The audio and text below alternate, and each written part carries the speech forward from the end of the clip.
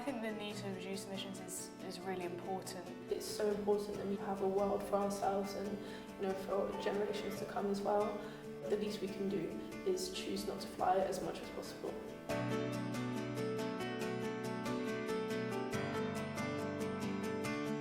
If we're truly committed to decarbonisation, then there was no viable route without cutting out flights.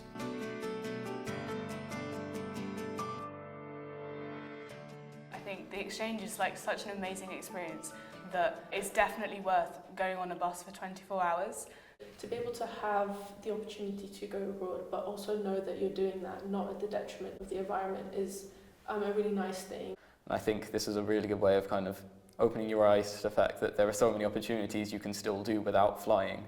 And I think it's a massively kind of understated thing in that flying isn't necessary.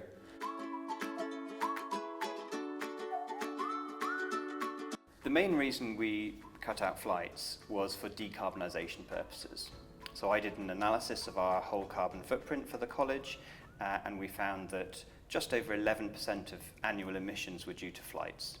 Now, to put that into context, that's more than the emissions due to our electricity use in a whole year, and more than our gas use for heating in a whole year. So we decided to bite the bullet and cut out flights, focus on trips and the value of trips, but without flying.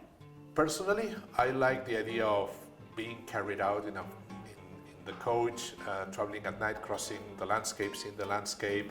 We make lots of stops along the way so that you can grab a snack or something.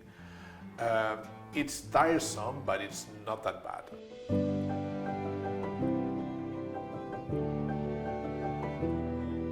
The pros are that it's much less stressful. From a teacher leading a visit, that element of getting everybody into an airport, getting through an airport, being at the right gate at the right time feels quite stressful. I remember when we did the Amsterdam trip, the last time we did it, we went by coach.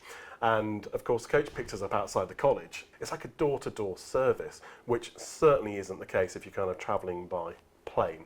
I think the policy is a very strong policy, and I think it's great to be a college that's taking the lead on this. And I think it makes young people reflect on what they can do to make a difference. I think it's great for introducing them to local culture.